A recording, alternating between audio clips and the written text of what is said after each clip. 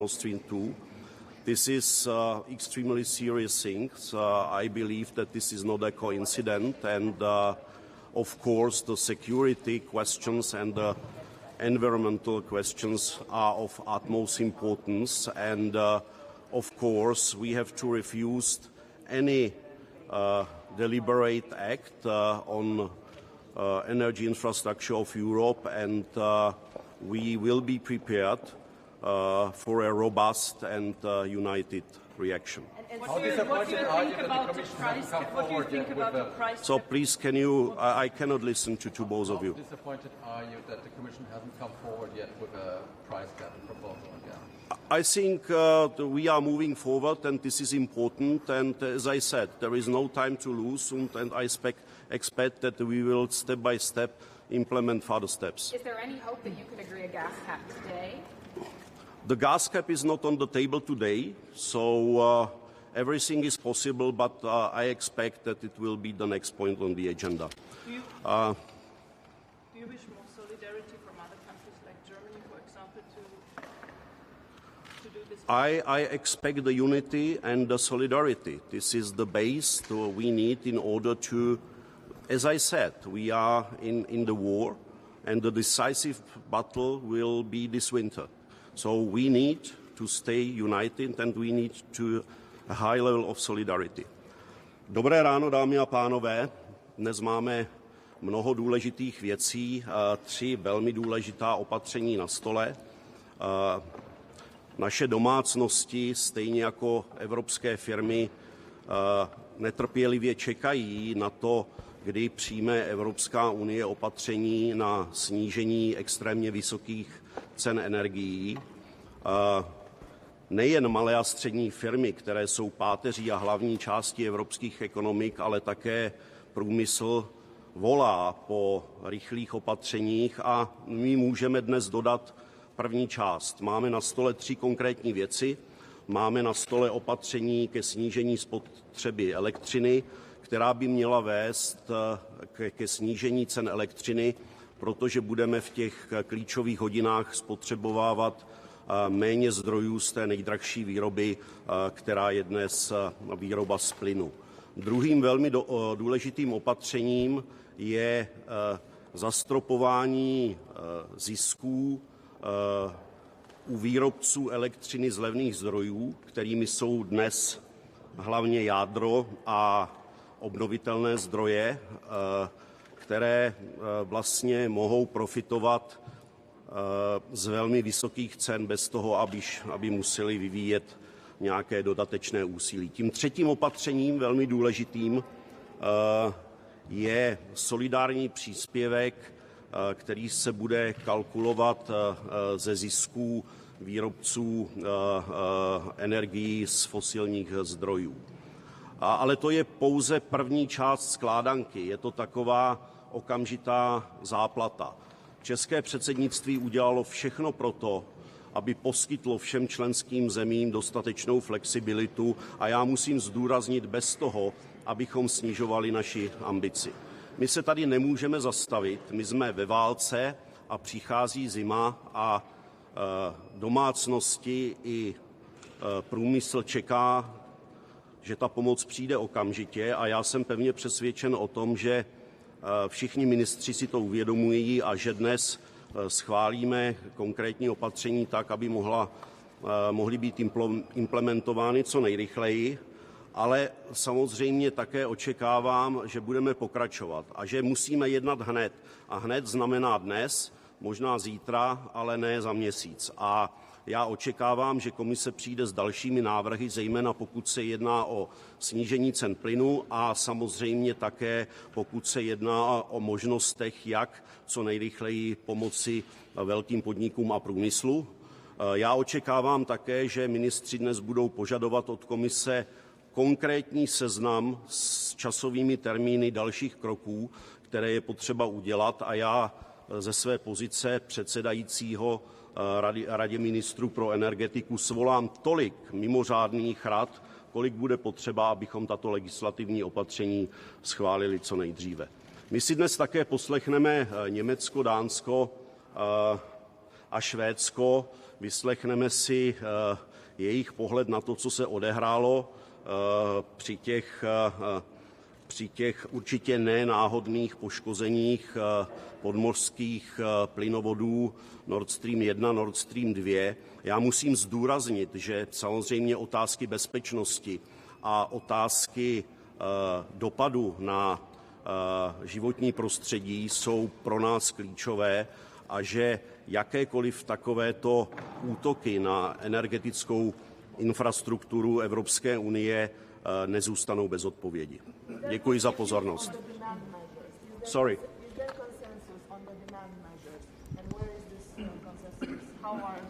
What do you... Yes. I don't think so. There is a concern. There is a I think, political alignment that we should go this way, similar to the measures we already approved on the reduction on gas consumption. How can you bring the gas price down if you don't do a price cap?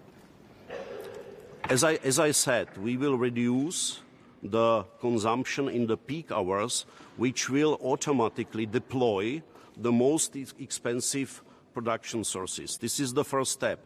Of course, as I said, we have to come back as soon as possible to the question how to further reduce the gas prices.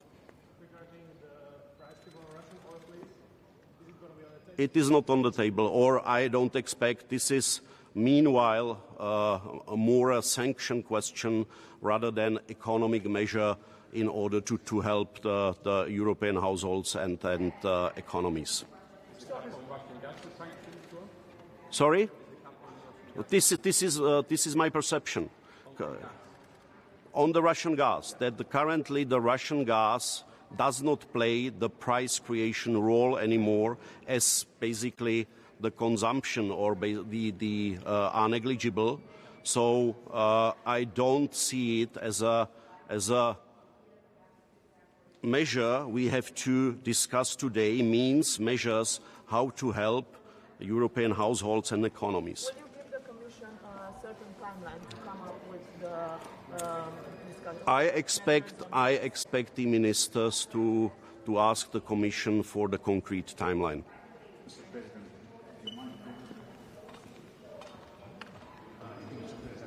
I mentioned that in a war situation, does it mean that very soon the European citizen will need to choose between reducing the gas or eating? I don't think so. As I said, we are preparing a set of measures which should ensure that the European households and economies will have enough energy for affordable prices. And the question of war is, for me, this is a war between civilized and not civilized world. This is a war between a rule and law-based order and order based on weapons. And, of course, this is also a war of democratic values. And we are using sanctions as economic weapons, and Russia is using their hybrid tools, destabilization of the economies, of the societies, social unrest. This is what they want, and we will do everything in order to prevent this. By the end of the day, the European citizen is the only one paying this war. How can you tell him you need to pay? I think there is a very big part of European citizens which understand that although a democracy has a certain price. Is there concern among member states that other key infrastructure, energy infrastructure, might be targeted? Will you discuss this topic today? As I said, if there will be any try to damage the critical European infrastructure, the energy infrastructure, there will be a robust and united answer. What does this mean? This means robust and united. Thank you very much. Good morning. Today, the energy ministers meet extraordinarily again, and I think the most important thing is still to stay united. and actually reach the decision how to react in the energy crisis. In general, Estonia supports reducing compulsory reduction of the peak consumption, but we are still very skeptical about the effects that the inframarginal revenue cap can bring to Estonia. So we ask for flexibility to actually implement a proportional measure and not to hold back investments into renewable energy. And in terms of the solidarity contribution, it is a tax instrument and it should be decided unanimously. And we shouldn't make a precedent here. So Estonia is very clear that tax measures should be decided not by energy ministers and should be done unanimously.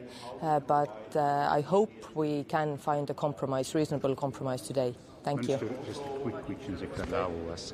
The European citizens are really suffering for the time being from the prices, and they are putting a huge hope for your meeting today.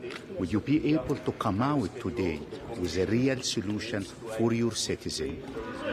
I think the most promising measure to actually bring down the average price is still the reduction of peak consumption. But other measures, yes, for some countries they might bring additional revenue to pay out benefits. But I think this is the play for today, or the instrument we are talking about today. But in addition, we discussed the gas price cap. Estonia supports capping the price for Russian gas, but for all imported gas, I think that availability of gas or security of supply is more important than the price. Price can be compensated by the benefits, but the first thing is to have the gas for the winter. You think the European citizen will need to choose very soon between the heat and the food? No, I don't think they have to choose between heat and the food. And we can't forget that we are in a situation of war. Ukrainians are paying with their lives, so we temporarily may pay higher bills or prices in the food store. Thank you.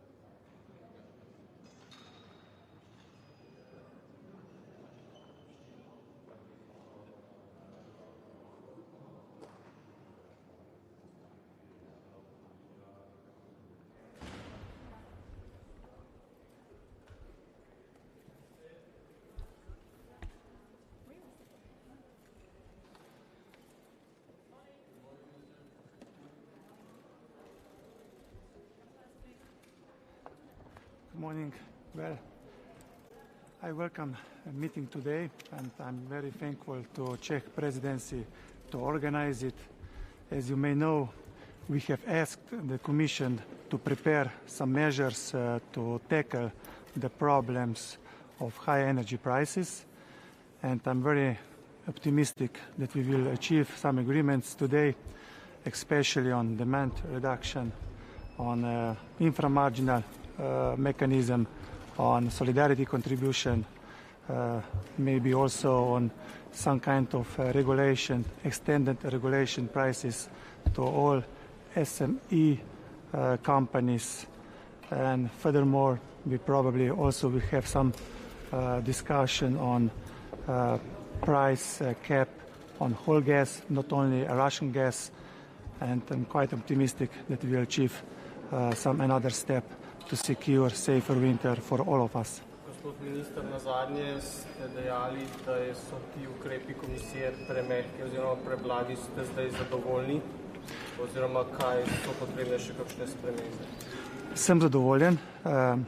Ukrepi, ki so danes na mizi in v katerih jaz upam, da bomo dosegli dogovor, obetajo veliko, precej več kot mesec in pol nazaj. Pa vendarle menim, da niso zadostni, zato upam, da bomo nadaljevali ta proces, če bo potrebno vsaka 2 tedna. Menim, da bo potrebno še nekaj ukrepov, da bomo lahko res mirno preživeli z zanesljivo oskrbo za vse državljane čez zimo. Kateri ukrepi pa so to mogo verjetno, predvsem te varovalke za odločitev nihanja? Tako. Še 3 ukrepe želimo, in sicer avtomatska implementacija varovalk na vse energetske borze znotraj EU-ja. Drugi ukrep, da se zagotovi konkurenčne cene celotnim segmentom podjetij. In tretji, da se zagotovi nadaljno prostovoljno in če ta mehanizem ne bo deloval, obvezno varčevanje za energijo, tako pri zemeljskem plinu, predvsem pri električni energiji. Mogoče še glede te cenovne kapice za plin, ste med 15 ministri, ki so podpisali to pismo, pa zdaj v bistvu komisija ni ravno naklonjena temu, da se na ves plin, ampak samo za ruskega. Ste pripravljeni popustiti ali pričakujete podporo dodatnih članic? Absolutno ne bomo popustili. Tukaj bomo zahtevali, da se najmanj na ves plin naredi kapica. Razmišljamo celo v ukrepu še dlje, ampak potrebno je zagotoviti kapico najprej na ves plin in če ta ukrep ne bo deloval, bomo šli še korak dlje. Tako da tukaj ni popuščanja. Minister, if there is growing consensus for a gas price cap, why isn't it on the agenda today? Because there was no, we haven't achieved an agreement to all member states. We have to discuss furthermore how to implement this measure, and I'm very optimistic that today we will achieve such an agreement. Thank you. Why is it so important to have a price cap? Why is it so important to overcome this energy crisis?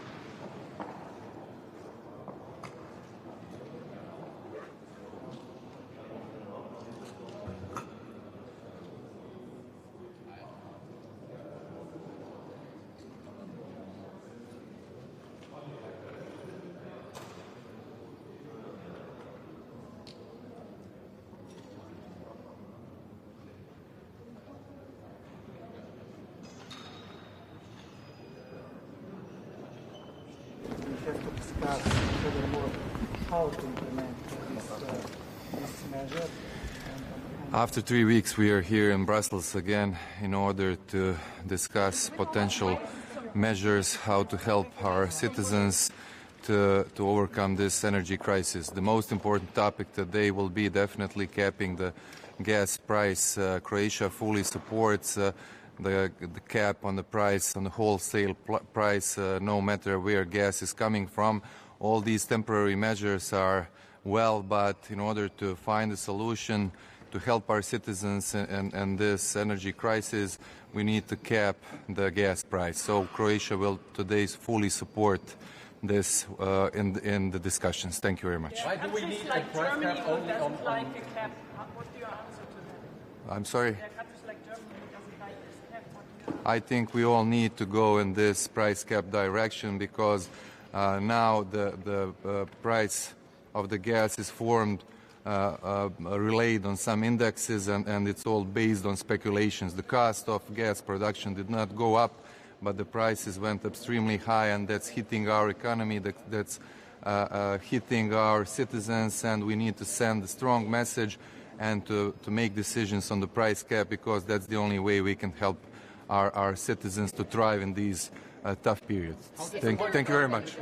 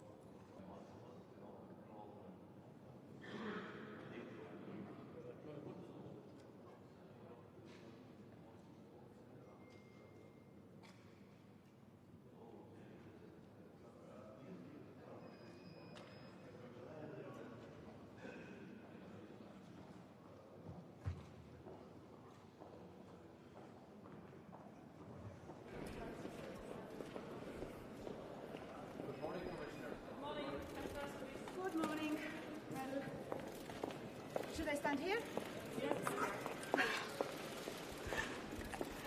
Good morning and welcome for another extraordinary Energy Council.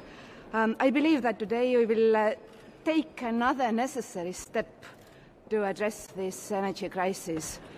As you know, the Commission has proposed measures to reduce energy demand and also to generate revenues that can be used to support people and businesses in this crisis. And I'm confident that ministers will agree that these measures will help us to calm down the pressure on prices and also offer a relief for consumers.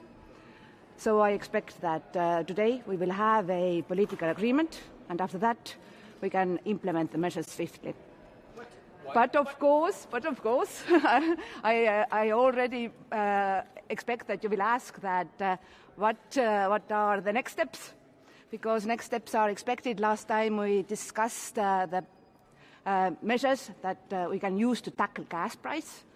Since then, several member states have presented their position papers, their proposals and ideas, and today we will discuss them. And we will also discuss the Commission ideas on that. As you know, I believe that we cannot address this issue in the same way towards Russia and towards our trusted partners. So we have to remove the incentives that are there for Russia to manipulate with volumes. And, well, the answer is clear. We have to offer price cap for all Russian gas, not only pipeline, but also LNG. And for our partners with whom we can negotiate, we have to negotiate price corridors. And then the Commission is also ready to develop a European-level price cap for natural gas that is used for power generation.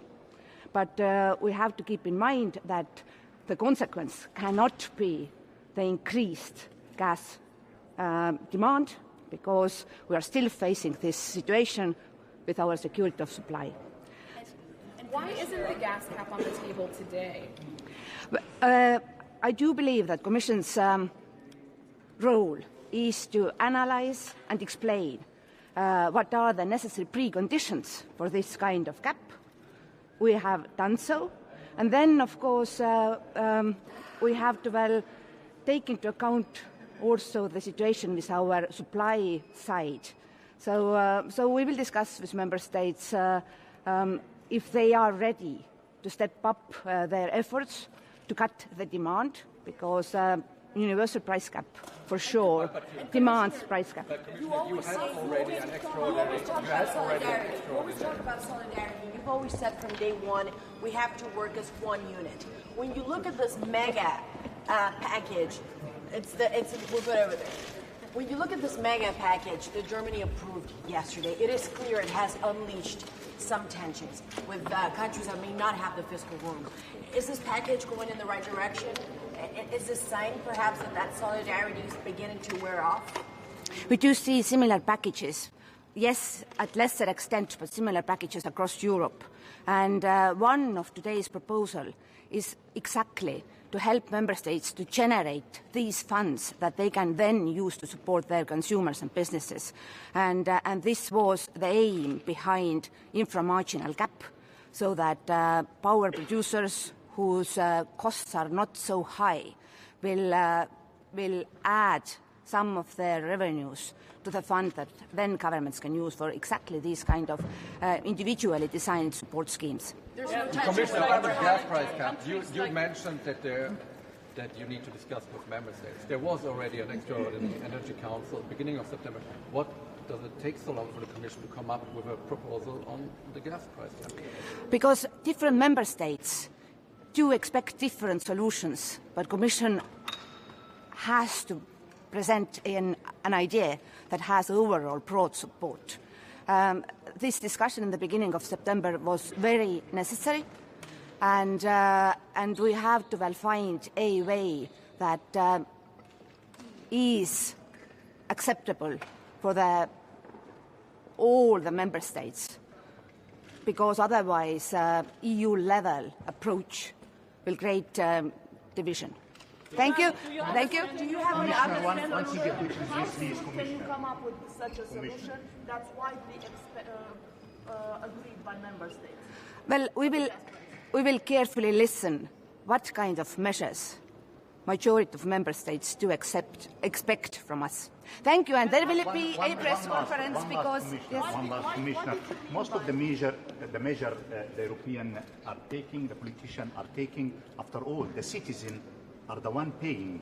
The citizens are still paying a huge invoice, and they are arriving till the level that they might not be able even to pay their invoice. When is it the citizen will start live again?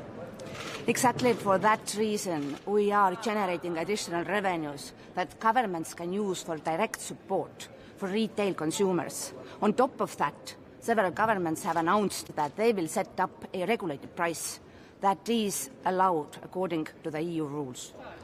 Thank you. What did you mean by...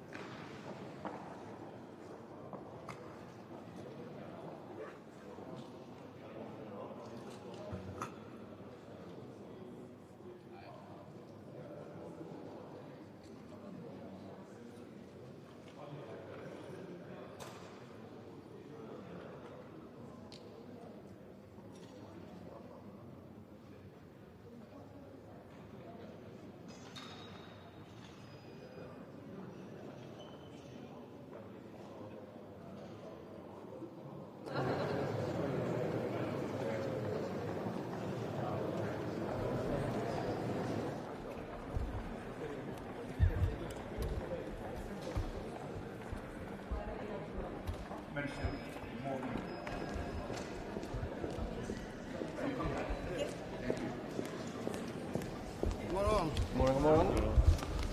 Jag börjar med att fråga om Nord Stream och gasläckan. Du ska berätta för dina europeiska kollegor. Vad är det senaste?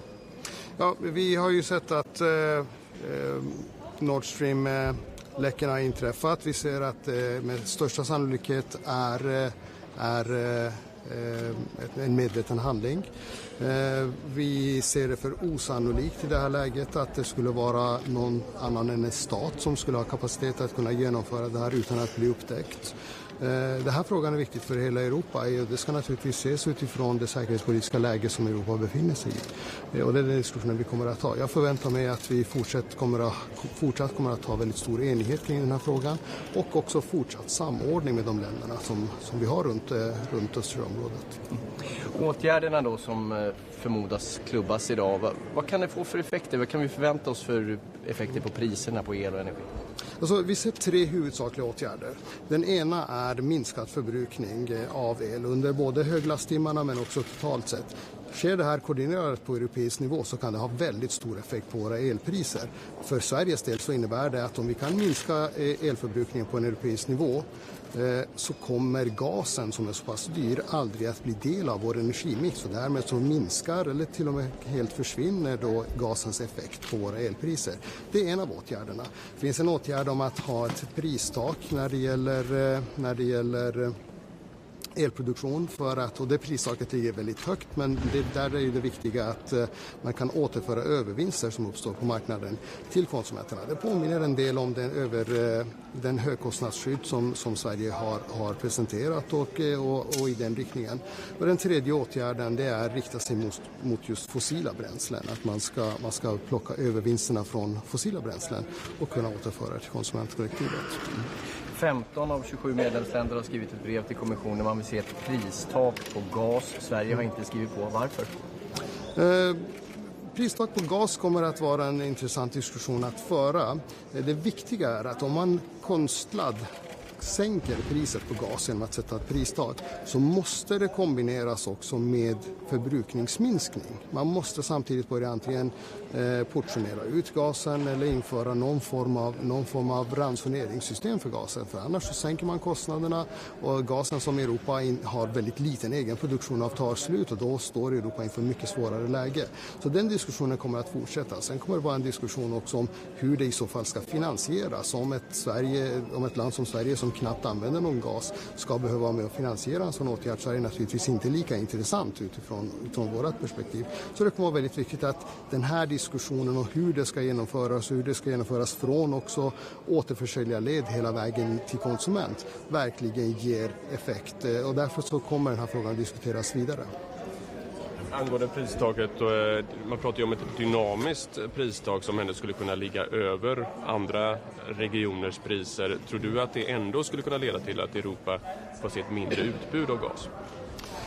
Det är svårt att säga om det här i det här läget. Vi ser fortfarande över hur en sån här utformning skulle kunna vara. Vårat budskap som har varit och som vi också kommer att föra idag det är att ett eventuellt pristak på gas måste kombineras med att man faktiskt får ner förbrukningen, den faktiska användningen. Att sänka gaspriset och använda mer gas kommer inte att leda till förbättring för Europa.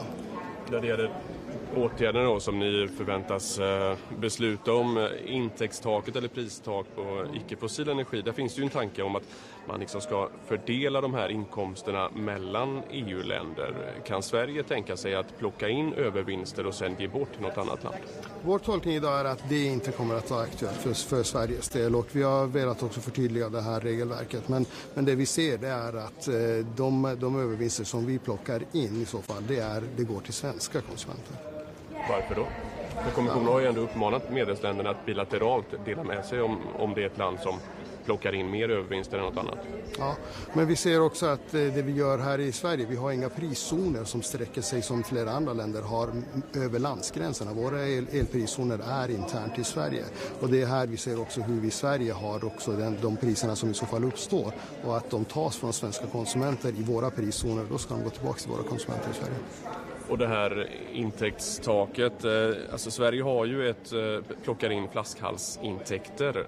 Skulle det här intäktstaket bli en annan slags mekanism eller är detta motsvarande det som redan liksom görs i Sverige?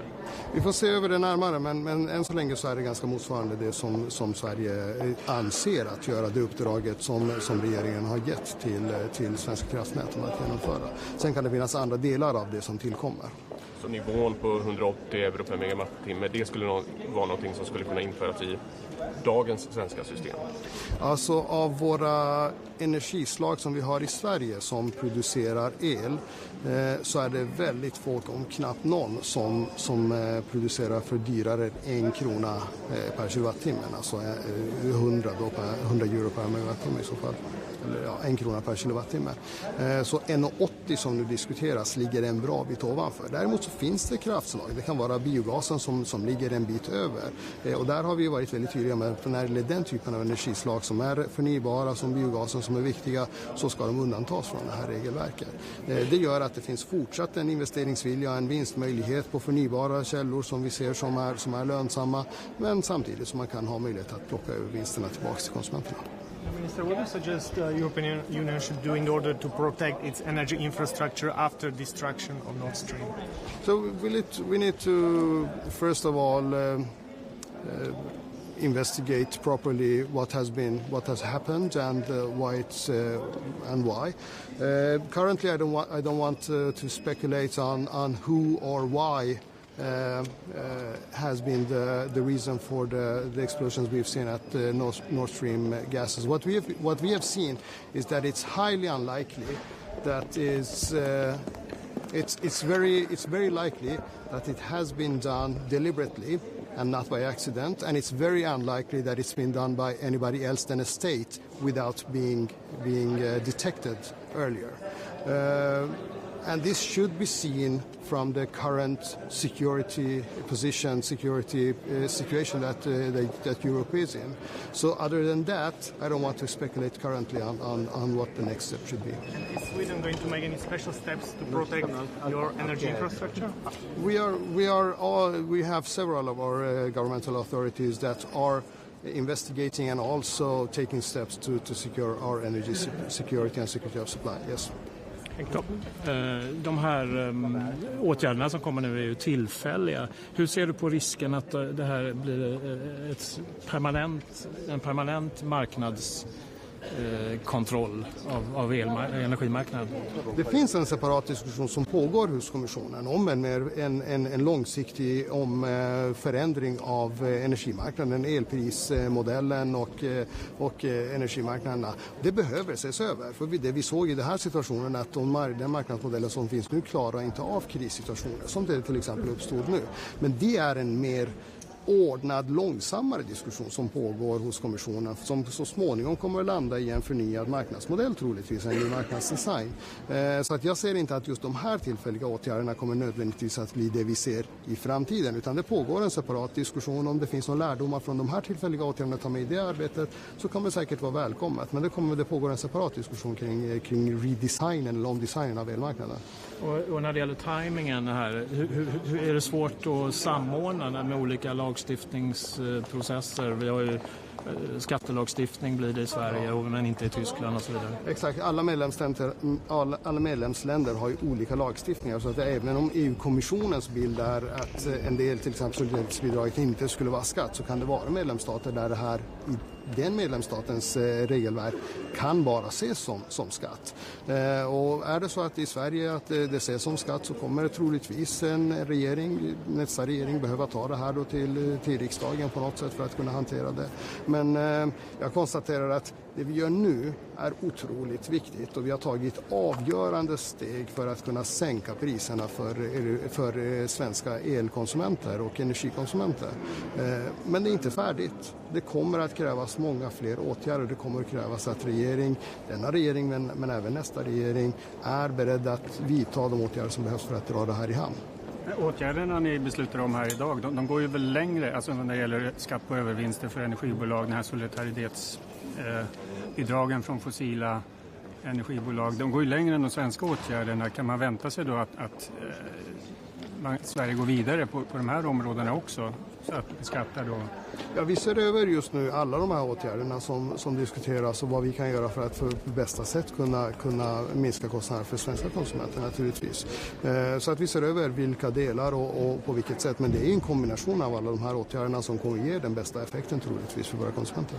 Tyskland igår antog ett stort paket på 200 miljarder euro för att sänka sina energikostnader. Kommer det att få effekter på Sverige? Spiller det över på Sverige? Gynnar det Sverige? Alltså om de länder som idag använder mycket gas för elproduktion och därmed drar upp elkostnaderna, om de kan med sina åtgärder lyckas dra ner elkostnaderna, ja, då kommer det att bidra till att sänka elkostnaderna i Sverige. Och det är därför jag är väldigt mån om att en av åtgärderna, till exempel energibesparing, innebär just att man minskar eller till och med kan lyckas helt ta bort gasens påverkan på elpriserna i Sverige. Då hamnar vi på priser som motsvarar kanske förra höstens prisnivåer eller ännu lägre. Men blir det inte istället att de ökar konsumtionen i Tyskland och då driver upp? De subventionerar i Tyskland när priserna blir högre i Sverige. Ja, jag tror inte det är riktigt på det sättet den kommer att fungera. Men för idag så funkar det så att när tyska elpriser är höga så är de handlarna beredda att betala svenska handlare ännu högre priser för att kunna köpa elen. Så att kan de sänka sina kostnader så kommer också våra kostnader sänka. Däremot finns det en risk att om man inte kombinerar det här med ransonering eller förbrukningsminskning så tar gasen slut. Och vad jag vet så har Tyskland eller väldigt få andra europeiska länder egen gasproduktion, utan det importeras alltid någonstans ifrån. Och då finns det en risk att man hamnar i en försörjningsbristsituation när det gäller gasen i de länderna. Och därför så är vårat budskap väldigt tydligt. Och vill ni göra någonting på gaspriserna så behöver det kombineras med förbrukningsminskning. De här förbrukningsminskningarna då på 5%, hur kommer det att påverka svenska kommuner direkt? Alltså det kommer att påverka naturligtvis hela vårat samhälle. Det kommer att påverka hela vårt samhälle genom att elpriserna kan sänkas avsevärt. Då pratar vi om förbrukningsminskning både under de topplasttimmarna som kan ha väldigt stor effekt. Jag vet att Energiforsk presenterade en rapport för några veckor sedan att ett antal, jag tror det var 6% energiminskning kan ge priser i södra Sverige som motsvarar förra hösten ungefär. Så att här kan vi se stora effekter. Naturligtvis kommuner är också konsumenter av el som betalar för el. Det menar jag, hur kommer de här bindande kraven översättas i en svensk kontext? Ja, vi ser över exakt hur det här kommer att se ut. För de delarna av bindande kraven kommer att vara på medlemsstatsnivå, men EU kommer inte att reglera hur det här ska tolkas i respektive land. Och det ser vi över hur man kan göra. Jag tror att man kommer kunna göra en del genom att prata med industrin och kunna flytta till exempel användning från topplasttimmar till andra timmar. Men kommer säkert också kunna använda, också hitta metoder för att både hushåll, kommuner och andra verksamheter också ska kunna flytta sin användning eller minska användning. Vi har också ett energisparkampanj som Energimyndigheten driver sedan innan sommaren för att minska energianvändningen. Vi ser i södra Sverige att den här sommaren jämfört med förra sommaren så har man ändå sänkt sin energianvändning oerhört jämfört med tidigare baserat på just de höga priserna. Och vilket budskap kan du ge till konsumenter i Sverige som är oroliga idag? Jag förstår oron. Vi har jobbat väldigt hårt och väldigt snabbt för att nå de här åtgärderna på en europeisk nivå, koordinerat för att sänka priserna. Vår målbild har hela tiden varit att vi ska kunna minst halvera priserna, kanske komma till och med till de priser vi hade innan energikrisen startade. Vi är inte helt i mål. Vi jobbar vidare med det här och det kommer vara viktigt att även nästa regering fortsätter kämpa i den här, alla fortsätter se Europas roll i våra energipriser och driver på för att kunna hitta de här lösningarna. En sista fråga. Kommissionen la ju fram ett nytt sanktionspaket. Där finns inte kärnbränsle och uran med. Vad tycker Sveriges regering idag om det?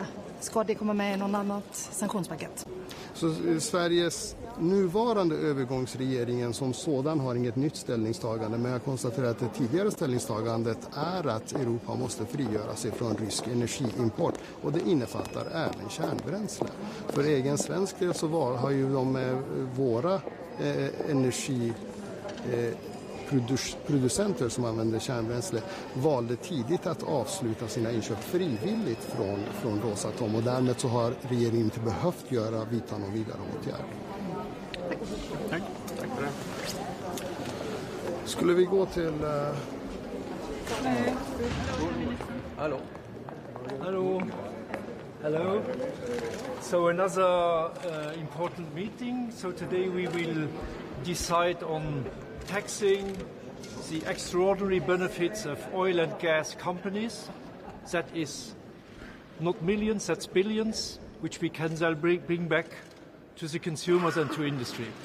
The second thing is that we will do this inframarginal levy on the electricity market. That's not millions, that's billions, which we can bring back to the consumers. And the third thing which we will decide is, after our success story on saving gas 15%, we will go for a 10% electricity saving on a voluntary basis and the mandatory 5% load shaving. And that is necessary, especially also because we have a big weakness of the French nuclear reactors. We had a first meeting with NSOE this week. You know that NSOE is running the winter outlook, which is normally published on 1st of December. That is the moment where we know how much electricity is produced in Europe this winter, what is the demand.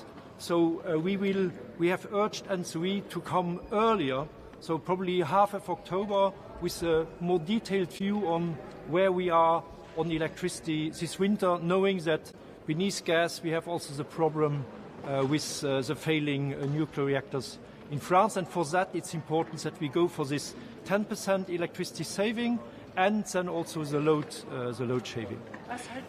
Last thing which is important to understand, in this very moment, and there's a bit of a race, especially from industry consumers, to say to governments, give me money because somebody else in Europe is out-competing me.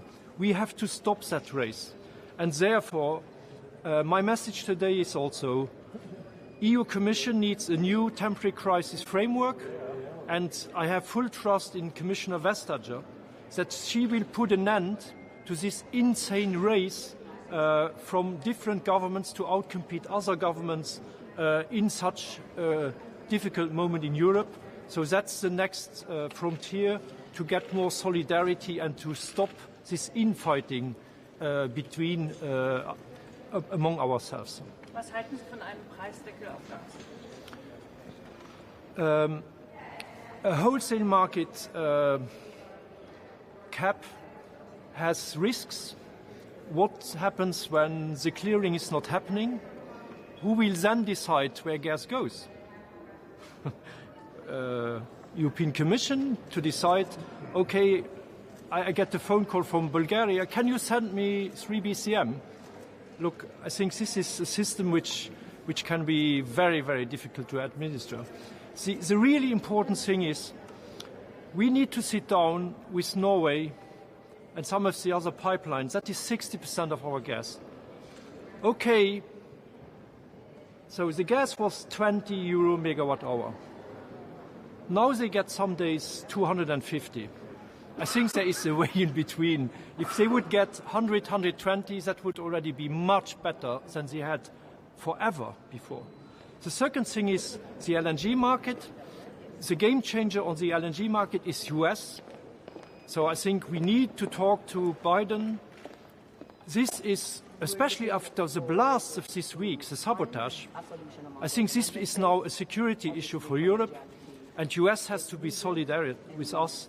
The biggest solidarity US can give us between some military assistance in Ukraine is sending us LNG massively at a price which is not pushing us into economic recess. That is very important. And then the second step would be to sit down with Japan and Korea, because otherwise we will compete with Japan and Korea for the remaining levels of LNG. And for that we need, so it's talking to US, talking to Japan and Korea, and then getting the gas purchasing platform up and running. And my idea is to link it to the gas storage filling of next year. Then we have clearly determined volumes. Every member state is in. And in order to get the gas platform working, this is a job Commission cannot do alone. Commission needs the backing of the big member states.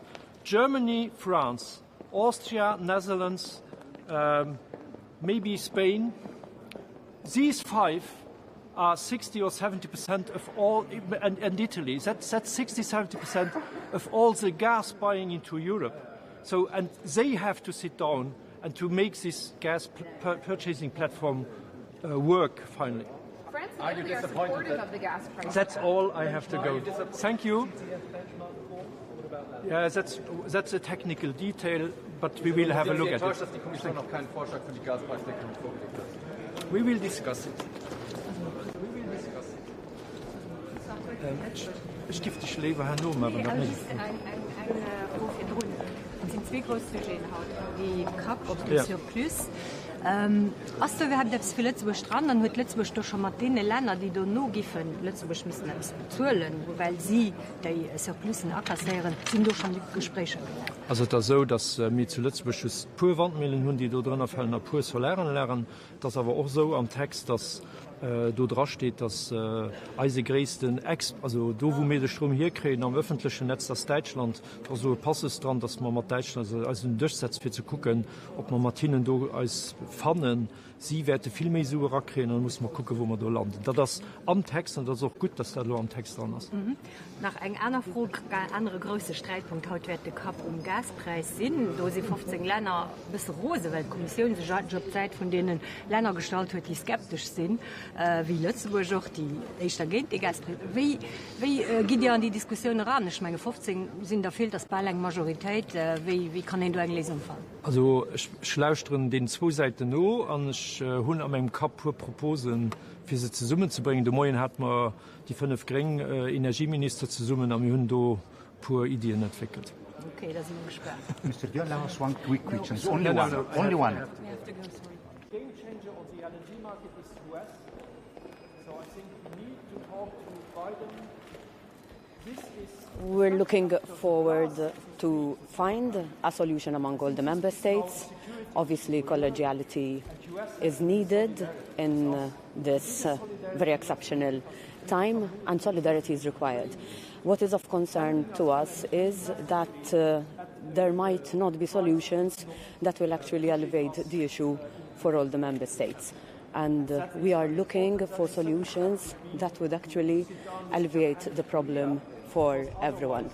Because what we are seeing at this point in time are different solutions that can apply to different member states. However, that doesn't mean that they would be really and truly applicable for all. So from the Malta perspective, we are really asking for a solution that can help put down the price when it comes to gas.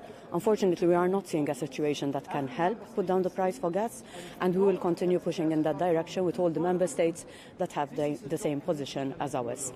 The Commission needs the backing of the big member states. Germany, France, Austria, Netherlands.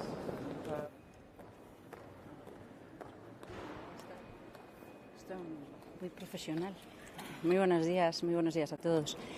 Tenemos una nueva sesión del Consejo de Energía. Yo creo que una sesión muy interesante donde confío en que cerremos sin ningún problema lo que hemos venido discutiendo desde el pasado 9 de septiembre, qué orientación nos permite reducir consumo de electricidad y por esa vía conseguir una reducción del consumo de gas, de qué manera dar señales para que los sistemas fiscales de los países puedan recoger recursos de las grandes compañías que puedan estar beneficiándose de este incremento de precios con un incremento de beneficios extraordinario y el modo en el que tenemos que o podemos introducir algo muy parecido a lo que hizo España en su momento, esa minoración de las tecnologías inframarginales. En nuestro caso está funcionando ya desde septiembre de 2021 y ha permitido proteger al consumidor, dado que las compañías no están actualizando los precios de sus contratos por encima de ese nivel de 67 euros. La Comisión ha propuesto que 180 euros sea el máximo,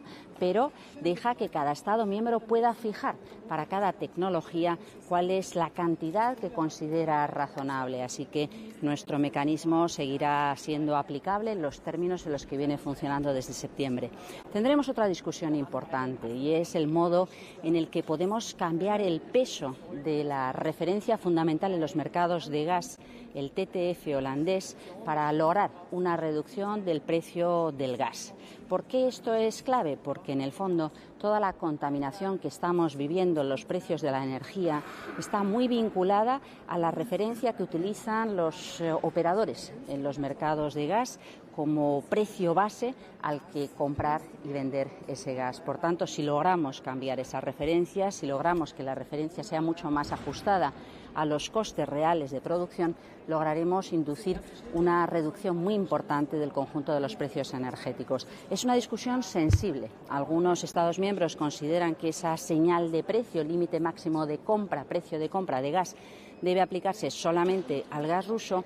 Otros 15 Estados miembros hemos firmado una carta diciendo que esto no debe ser solamente algo aplicable al gas ruso, debe aplicarse al conjunto de las operaciones de gas que llegan a la Unión Europea. Será quizá el punto más interesante, el debate de orientación con más impacto, más trascendencia, pero que llega más abierto. Y por último, hay un punto adicional importante que han introducido en la agenda a petición de los estados más directamente afectados, que es compartir la información relativa a qué es lo que ha ocurrido con los 2 gasoductos Nord Stream en el mar Báltico y cómo debemos interpretar los hechos que estamos conociendo y si esto tiene consecuencias con respecto a la política energética europea. Por tanto, es un punto que en principio es un punto informativo, pero que seguro que suscita también un intercambio de opiniones importante. Ministra, 2 preguntas sobre el techo del gas.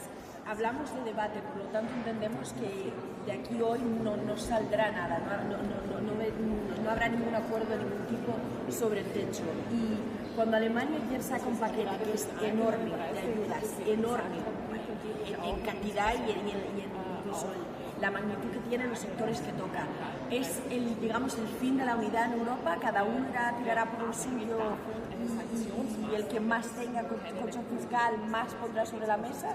¿Hay un riesgo de eso?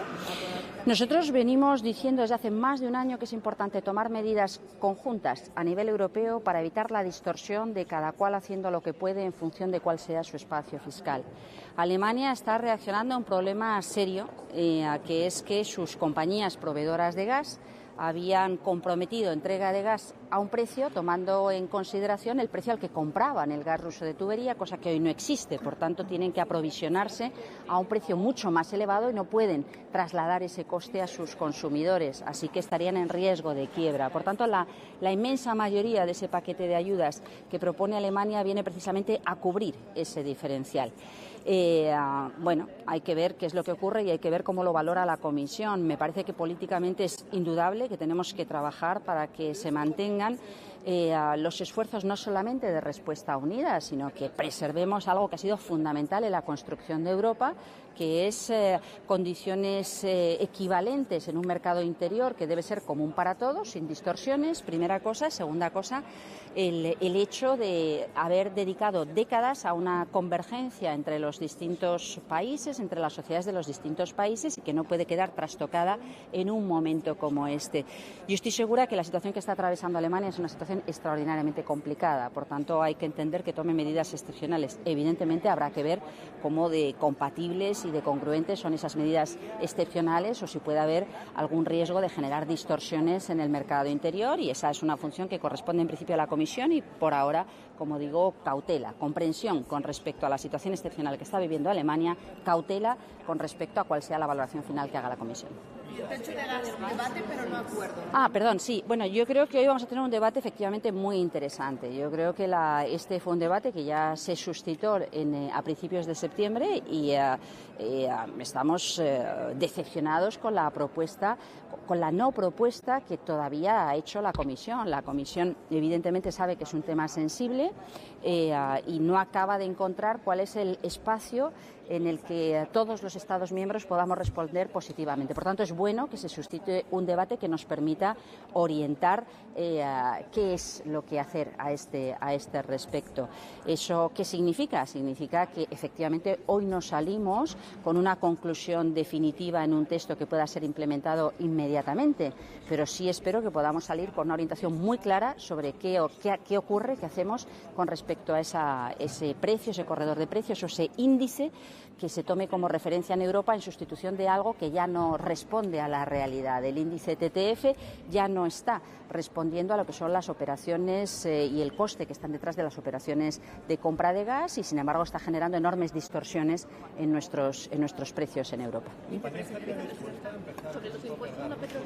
Un momento, a ver, Javier y luego tú, y después me parece que nos tenemos que ir. Bueno, tengo aquí a mi colega austriaca.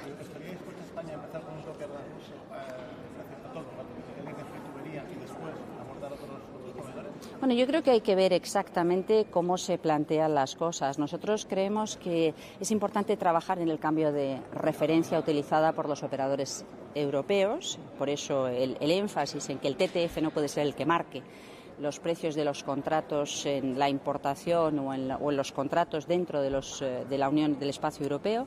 Sí creemos que es distinta la situación del gas de tubo al gas que lleva a través de barcos, del gas natural licuado. Creo que es capital el mantener contactos, conversaciones con los proveedores y con los traders, con aquellos que se ocupan de la gestión de las llegadas de gas. Con respecto a los proveedores, esas conversaciones pues se han ido manteniendo. Hay básicamente 3 grandes proveedores de gas por tubo: Argelia, Rusia y Noruega, y ha habido conversaciones con Noruega, debe haber conversaciones con Argelia, y con Rusia pues no hay conversaciones, pero por otros motivos. Y con respecto al gas natural licuado, que normalmente responde a contratos que se cierran con mucha antelación, lo que vemos es que está produciendo una distorsión con respecto al precio cerrado hace algún tiempo. ¿Por qué? Porque puede haber temor a que esos barcos sean desviados a mercados asiáticos. Bueno, pues es una cuestión de ver cuál es la referencia de precios en otros mercados y acercarnos a las referencias de precios de otros mercados. Lo que no puede ser es una distorsión tan grande entre los precios que se están pagando en Europa hoy con respecto a los precios que se pagan en el resto del mundo, porque posiciona a la industria europea en muy mal lugar, le pone en grandes dificultades y posiciona a los consumidores, a los hogares europeos en una situación de cada vez mayor pérdida de poder adquisitivo, y ni siquiera, como digo, porque se haya incrementado en los mismos términos el coste de producción, sino fundamentalmente por ese comportamiento especulativo de los intermedios. Venga, ya la a favor de modificar los términos que planteó la Comisión en principio, de crear el cómputo de cálculo, incluso que es un beneficio extraordinario. No sé si eso ya está de acuerdo. Bueno, yo creo que la propuesta de reglamento que discutimos hoy ya introduce una referencia importante con respecto a la capacidad que debe tener cada Estado miembro para adecuarlo a su sistema fiscal. Y yo creo que en España nos encuentra con el debate abierto en sede parlamentaria. Es decir, hay una parte técnica que deben resolver de la mejor manera posible los expertos en sistemas fiscales y cómo de compatible es con respecto a lo que haga el resto de los Estados miembros y qué es lo que encaje mejor en nuestro sistema. Y hay una parte política que, como digo, está afortunadamente abierta al debate en el Parlamento. Ya no vale decir no quiero saber nada, rechácelo porque si no, no hablo, que ha sido lo que encontramos en el debate a la totalidad hace apenas 10 días, sino que, disculpe, si usted cree que esto debe funcionar de otra manera, presente enmiendas. Por tanto, nuestro mensaje al Partido Popular y a otros que rechazaron debatir sobre este tema, ahora que está claro que todo el mundo va a debatir sobre este tema y ha sido acogido por todos los Estados miembros con absoluto respaldo unánime, es, si usted piensa que es mejorable y que hay una manera de ser mucho más certeros en resolver este asunto, haga sus propuestas, presente sus enmiendas. ¿De acuerdo? Venga, gracias. Luego nos vemos. Bueno, yo creo que esto es una discusión que va a estar abierta. La Comisión creo que es razonable que no se trate igual a los proveedores de gas por tubo que a los proveedores de gas natural licuado. Tampoco es razonable que miremos para otro lado cuando hay muchos intermediarios y muchas operaciones que están cerrando a unos precios que no tienen nada que ver ni con los precios, ni con los costes de producción, ni con los precios que se pagan al proveedor, que es lo que estamos viendo. Así que, desgraciadamente, pensamos que los términos en los que la Comisión está haciendo las propuestas hoy se quedan cortas con respecto a lo que Europa necesita. Gracias. Dzień dobry Państwu, witam serdecznie. Za chwilkę kolejne spotkanie w formacie ministrów do spraw energii.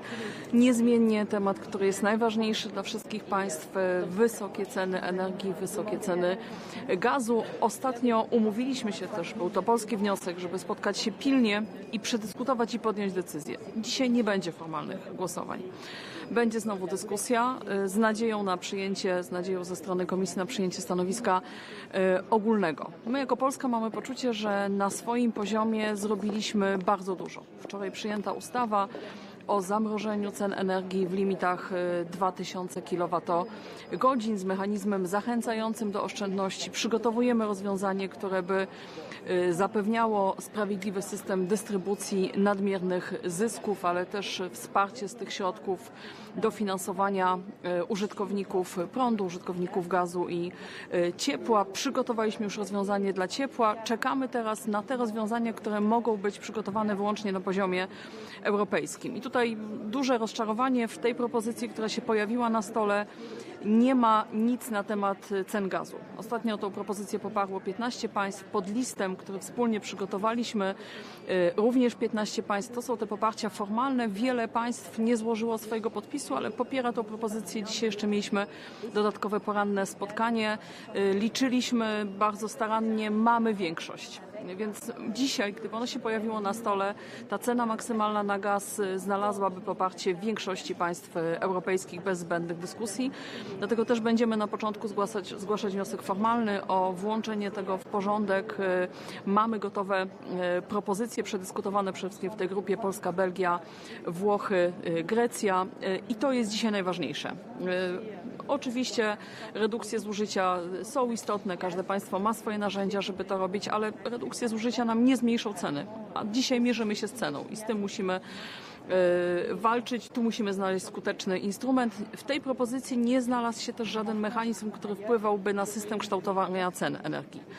Podnoszą to inne państwa, podnosimy to my. Tych propozycji na stole było kilka.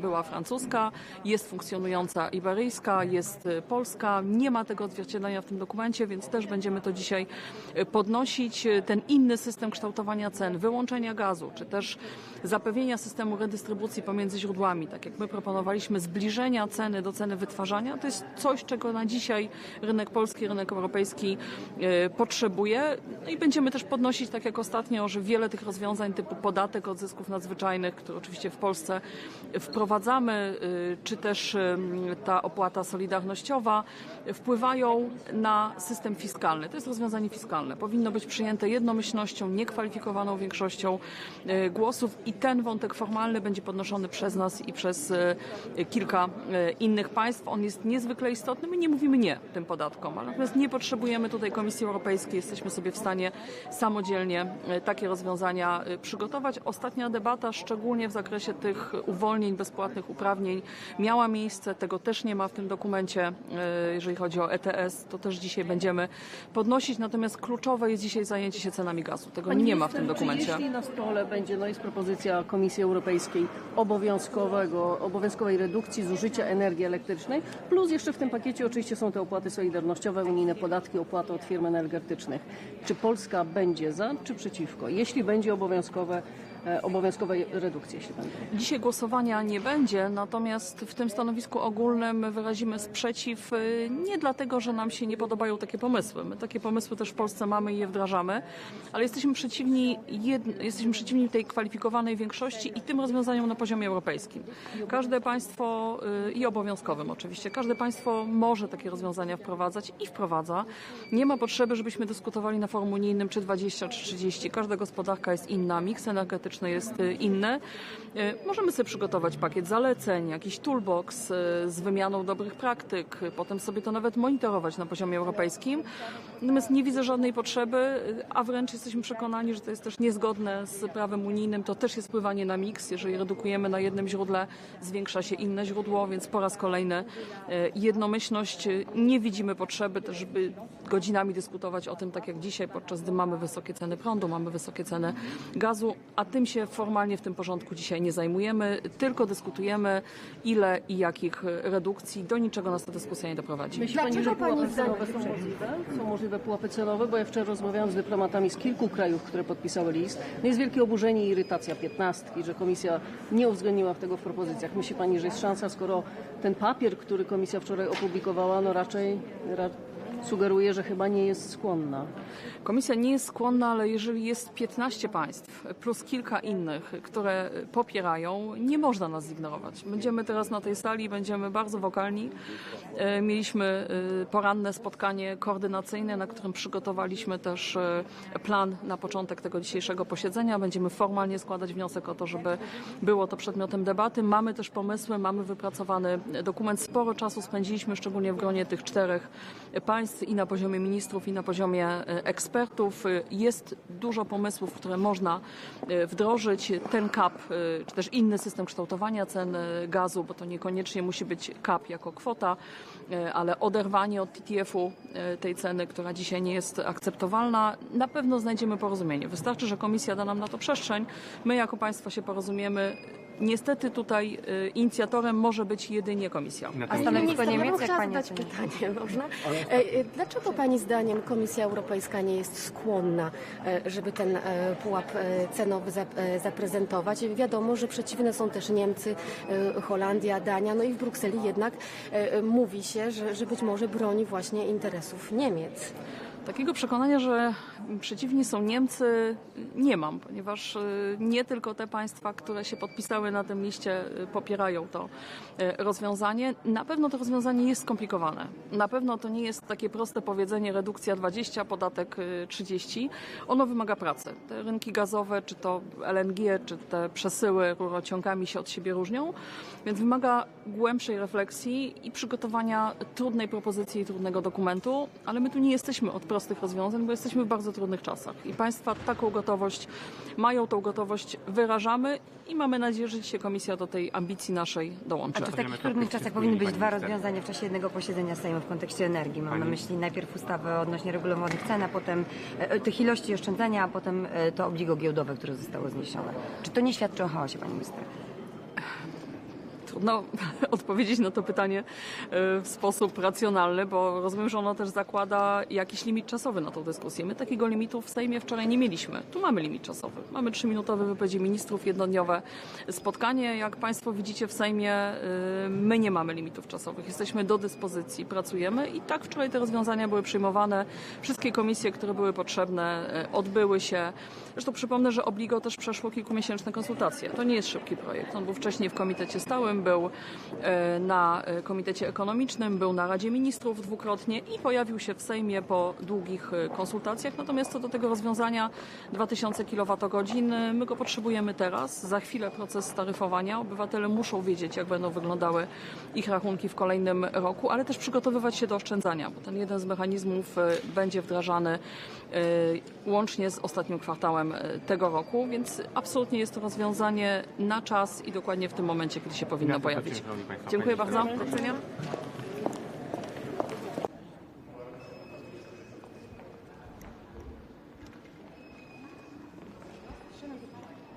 Wir haben beim letzten Mal schon vermutet, dass wir uns bald wieder in Brüssel sehen. Das tun wir heute mit einem weiteren außerordentlichen Energieminister- und Ministerinnenrat. Das sind an sich gute Neuigkeiten, weil das heißt, es ist in der Zwischenzeit was weitergegangen. Die Kommission hat gearbeitet und wir haben heute ein Maßnahmenpaket am Tisch, das wir heute beschließen können, beschließen sollen aus meiner Sicht. Mit 3 Kernpunkten, einer Reduktion des Stromverbrauchs zu den Spitzenzeiten. Bis Sie wissen, besonders wichtig, weil gerade in den Spitzenzeiten brauchen wir viel Gas. Ein Beitrag der fossilen Großkonzerne, die jetzt durch den Krieg Gewinne machen. Und eine Abgabe auf die besonders günstigen Erzeugungsformen, damit wir sicherstellen können, dass günstige Kosten der Erneuerbaren auch tatsächlich bei den Menschen ankommen. Wir haben in Österreich einen sehr, sehr hohen erneuerbaren Anteil und niemand versteht, warum das nicht deutlicher zu sehen ist auf der Rechnung. Das sind erste Schritte. Wir sollen die heute beschließen. Davon bin ich fix überzeugt. Es ist aber auch klar, wir brauchen einen Vorschlag zur Entkoppelung von Strom- und Gaspreis. Da ist die Kommission gefordert, hier auch was zu liefern. Und einen zweiten Punkt möchte ich auch gleich noch ansprechen, weil ich weiß, dass Sie mich das sicher fragen werden. Das ist die Frage, wir haben in den letzten Tagen sehr, sehr viel diskutiert über Preisdeckel für importiertes Gas. Mir ist bewusst, die Mitgliedstaaten in Europa haben sehr unterschiedliche Voraussetzungen bei dem Thema. Es ist aber auch, und Und es muss allen anderen auch klar sein, Österreich ist nach wie vor abhängig von Erdgasimporten, ja auch weiter von russischen Erdgasimporten.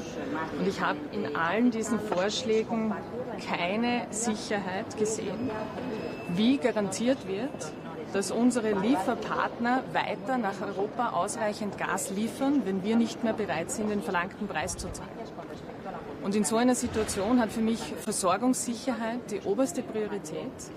Und deswegen ist für mich einfach ausschlaggebend, wir können kein Experiment auf dem Rücken der Versorgungssicherheit machen. Das wird heute sicher auch ein Teil der Debatte. Herzlichen Dank.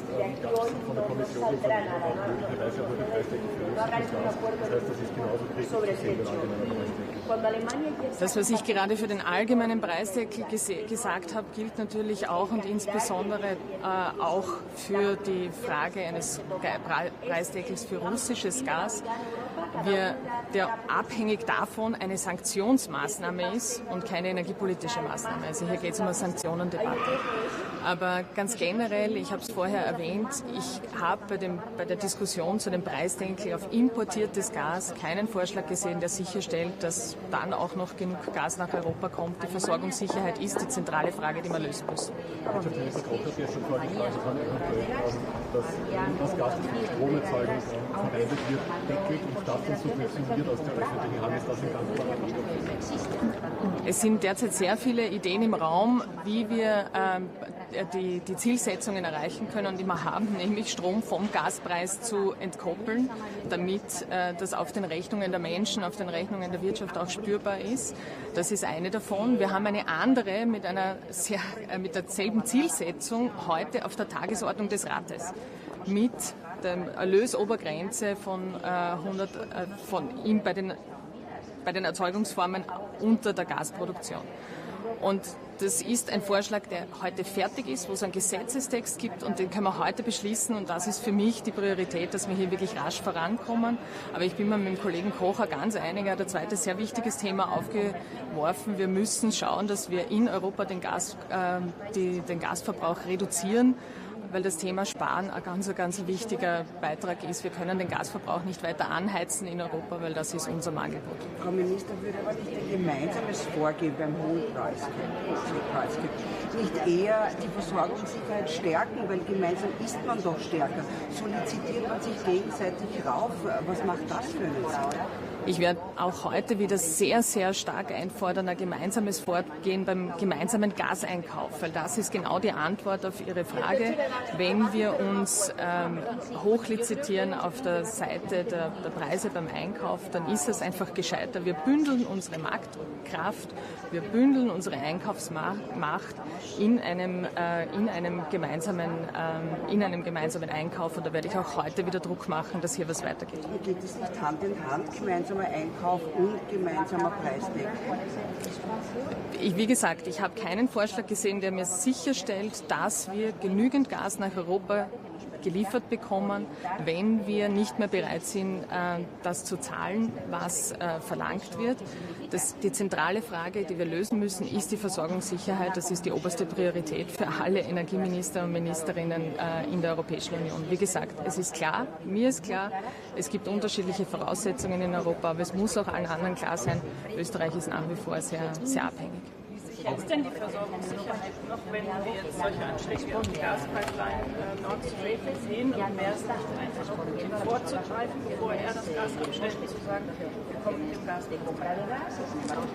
Wir haben heute auch auf der Tagesordnung einen Bericht zu den Anschlägen oder offenbaren Sabotageakten bei den Pipelines und wir werden das heute sicher auch sehr intensiv diskutieren. Der Schutz der kritischen Infrastruktur ist eine Herausforderung, die uns alle betrifft. Wie gesagt, ich kann mich nur wiederholen beim Thema Preisdeckel. Die zentrale Frage ist die Sicherstellung der Versorgungssicherheit und die müssen wir gewährleisten. Sie haben gesagt, dass man sich bei der Abschaffung der Zufahrtsgebühren für fossile Unternehmen heute einigen wird. Warum ist das nicht verliebt? Wir haben eine Situation, in der der Markt in Europa, der Elektrizitätsmarkt an seine Grenzen kommt, wenn nicht schon weit über der Grenze ist und nicht mehr funktioniert, wie er funktionieren soll. Deswegen ist es wichtig, dass wir rasch zu Vorschlägen kommen, auch weiteren Vorschlägen, wie wir Gas- und Strompreis voneinander entkoppeln. Wir sehen jetzt aber, das führt zu wirklich zufälligen, kriegsbedingten Gewinnen von niemandem kalkulierter, sondern wirklich außergewöhnlicher Höhe, und zwar auf allen Seiten des Spektrums. Also deswegen ist es auch angebracht, dass Unternehmen, die mit fossilen Energien durch diesen Krieg gerade enorme Profite machen, ihren Beitrag leisten. Herzlichen Dank.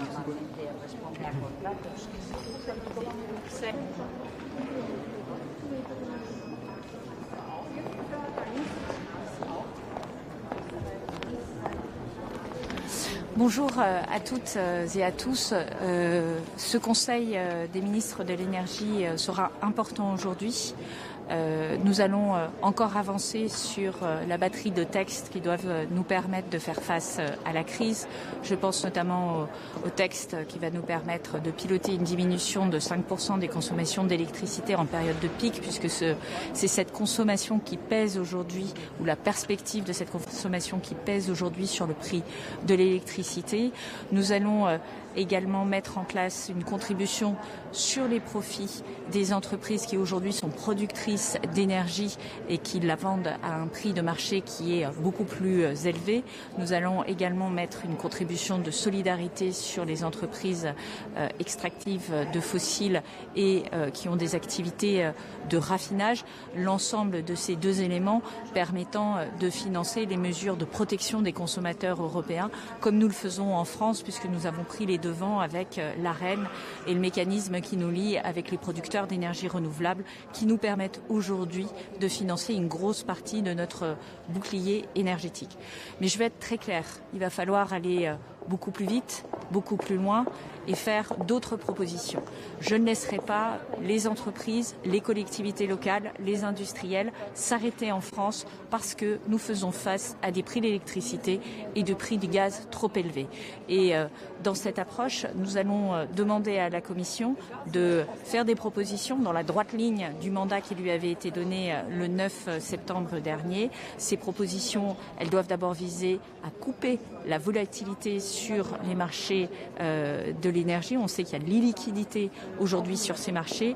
Il faut mettre des mécanismes coupe-circuit sur ces marchés et également des mécanismes de couverture des appels de marge pour permettre de redonner la liquidité au marché. Ça, c'est le premier point. C'est la filière ECOFIN, mais il appartient maintenant au Conseil ECOFIN de prendre une décision le 3 et le 4 octobre prochain. En tout cas, c'est notre souhait. Le deuxième point, c'est évidemment de travailler sur le prix du gaz. Plusieurs propositions sont envisagées. On parle de cap, on parle de changement de référence pour le prix du gaz. En tout état de cause, nous, ce que nous souhaitons, c'est que cette analyse soit menée jusqu'à son bout, qu'on puisse négocier de manière directe avec nos partenaires qui fournissent du gaz par le moyen de gazoducs, que l'on puisse réfléchir à une façon de piloter les achats de gaz naturel liquéfié et que l'on trouve un moyen de baisser le prix du gaz sur l'ensemble de ces approvisionnements avec une Commission européenne, une Union européenne qui peut à un certain point coordonner les achats de gaz. Enfin, le troisième point, c'est évidemment le prix de l'électricité. Le prix de l'électricité, on peut le baisser rapidement. C'est tout l'enjeu d'avoir un mécanisme ibérique, par exemple, qui soit étendu à l'ensemble de l'Europe. Je sais qu'il y a des réticences sur ce mécanisme, mais nous y avons travaillé techniquement. On sait pouvoir faire en sorte qu'il évite une surconsommation de gaz et on sait qu'il peut être mis en place très rapidement. C'est probablement aussi ce type de signal dont ont besoin les entreprises sur le terrain. Donc nous allons travailler dans cette direction. En France, par ailleurs, je réunirai mercredi avec Bruno Le Maire l'ensemble des fournisseurs d'énergie pour travailler à des contrats et une charte qui permettent aux collectivités locales et aux entreprises de pouvoir avancer dans des conditions qui soient, je dirais, de meilleure qualité, plus protectrices et donc nous agirons aussi au niveau national. Je vous remercie. La France a signé une lettre avec 14 autres pays pour demander un plafonnement des prix des importations de gaz, d'où qu'elles viennent. Est-ce que les propositions qui ont été faites par la Commission il y a 2 jours sont suffisantes selon vous? La Commission a refait une série de propositions, ou plutôt un questionnement autour de ces sujets-là. Je pense que c'est une avancée utile, mais ce que nous disons, c'est qu'il faut aller plus loin sur ces sujets-là et qu'il faut conclure plus vite. Et donc, nous allons essayer de nourrir aujourd'hui la discussion en ce sens et avec la perspective de décisions qui puissent être prises dans un délai restreint. Je sais qu'il y a un conseil, je rappelle qu'il y a un conseil informel des ministres de l'énergie à Prague dans 2 semaines. Ça peut être aussi une occasion de refaire le point, ou peut-être plus tôt. Est-ce que c'est pas trop lent? Est-ce que c'est pas trop lent? Est-ce que ce n'est pas trop lent, ce processus? En tout cas, c'est un processus sur lequel nous voulons accélérer. Je crois que c'est un sujet qui est partagé par mes homologues. Nous en avons discuté. Vous savez qu'il y a eu une intense activité diplomatique. J'ai beaucoup parlé à mes homologues belges, allemands, espagnols, italiens, polonais, roumains, tchèques ces derniers jours. Nous sommes tous conscients que nous avons une responsabilité, celle de défendre nos entreprises, celle de défendre l'industrie européenne, que nous avons aussi une responsabilité, celle de ménager une solidarité européenne autour de ces enjeux de l'énergie. Et donc, c'est fort de ces 2 principes que nous allons agir dans les prochains jours. Est-ce qu'il faut sécuriser tous les câbles sous-marins, y compris les câbles de télécommunication? Est-ce que l'Europe doit faire plus là-dessus? Et est-ce qu'il s'agit d'un acte de sabotage? Alors, je ne me permettrai pas de commenter des actes qui, pour le moment, font l'objet d'enquêtes approfondies. En tout état de cause, il semblerait qu'il y ait une intervention délibérée. Je n'irai pas au-delà de ça.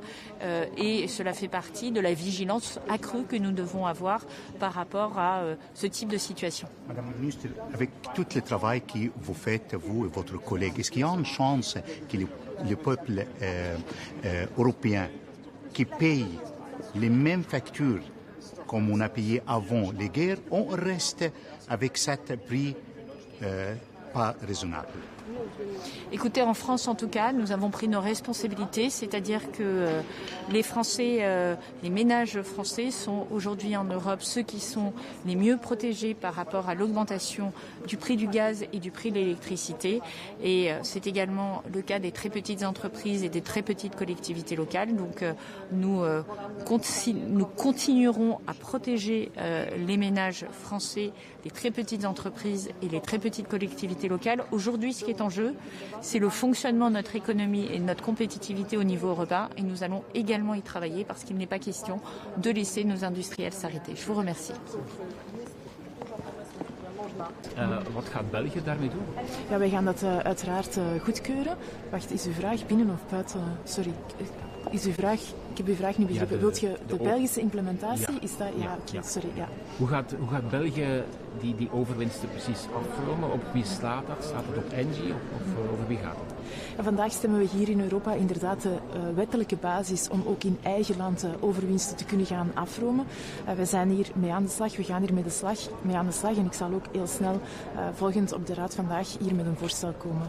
En gaat u dan de nucleaire rente verhogen of waarover gaat het precies? Ja, het is nu te vroeg om daarop vooruit te lopen. Ik ben hier nu eigenlijk op een heel beslissende dag om onze gasprijzen te kunnen controleren.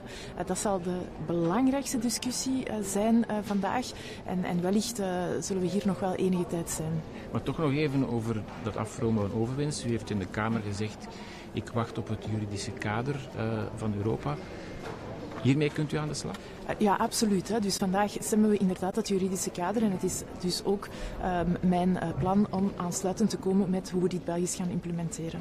En dan wat de gasprijs betreft, u pleit samen met 14 andere landen opnieuw voor zo'n prijsplafond. Vorige keer zei u, de commissie gaat dat uitvoeren en nu komt ze met een non-paper af. Vandaag is het controleren van die prijzen en de inflatie die daarmee gepaard gaat echt het belangrijkste topic op onze agenda vandaag. Er is een groep van 15 landen, maar er is ook al, voor ik naar hier kwam, enorm veel vergaderd, ook samen met Duitsland. Alle ogen zijn gericht op welke landen kunnen zich bij aansluiten en welke oplossing kunnen wij aanbieden als energieministers. Maar tegen dat zo'n prijsplafond er is, zijn we maanden verder, zegt de commissie. Laten we zien wat er hier vandaag gebeurt. De vergadering moet nog starten. We hebben elkaar al gezien voorafgaand aan deze vergadering met een aantal ministers, ook samen met de Duitse ministers. Het is op deze basis dat wij vandaag verder werken. En wat is uw doel? Wat wil u bereiken?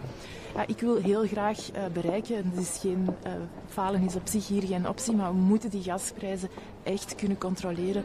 En dat kan alleen maar op het juiste niveau ingrijpen en dat is op het Europese niveau. Un mot, ah oui, en français, oui. Ik moet voor RTBF ook nog een vraag stellen. Sur le prix plafond. Maar kunnen we niet eerst gewoon Nederlands doen en dan Frans? Ja, want anders is dat voor mij... Mevrouw Van der Straten, bij de vorige raad zei u op het einde van de maand komt de commissie met een voorstel om die gasprijzen te plafonneren. Dat voorstel is er nog altijd niet. De commissie heeft een voorstel op tafel gelegd wat zij zelf een non-paper noemt. In die non-paper zitten heel wat elementen op basis waarvan een concreet voorstel kan uitgewerkt worden. En met de ministers hebben wij elkaar al op voorhand gezien voor de start van de vergadering in een kleinere groep samen met Duitsland om te kijken op welke manier wij dit voorstel van de commissie zelf concreter kunnen maken. Maar de commissie heeft ook vooral bezwaren. Ze vrezen bijvoorbeeld de bevoorrading dat die in gevaar komt. De bezwaren of de risico's die er zijn, die moeten we aanpakken, hebben wij eigenlijk echt ook altijd gezegd. Het probleem waar we vandaag mee geconfronteerd worden in België, maar in alle landen van Europa, is geen probleem van bevoorradingszekerheid, maar wel een probleem van prijzen. Prijzen die historisch hoog zijn en die ervoor zorgen dat onze economie, onze huishoudens, de facturen niet langer kunnen betalen. En onze opdracht vandaag is om daar een antwoord op te bieden. Maar Duitsland houdt het been stijf. Zij willen niet ingrijpen op de prijzen. Klopt dat alle ogen gericht zijn op Duitsland, dat zal ik zeker niet ontkennen. Maar ook het gesprek met Duitsland verloopt echt op een constructieve manier. Het voordeel vandaag van deze raad is dat wij hier met de ministers samen zijn en dat wij als ministers onze verantwoordelijkheid willen nemen. En dat verantwoordelijkheidsgevoel, dat voel ik ook heel hard bij mijn Duitse collega. Heeft u de vorige keer niet te vroeg victorie gekraaid? Vorige keer zijn we de raad binnengegaan met een tekst waar er niks in stond over het controleren van de gasprijzen.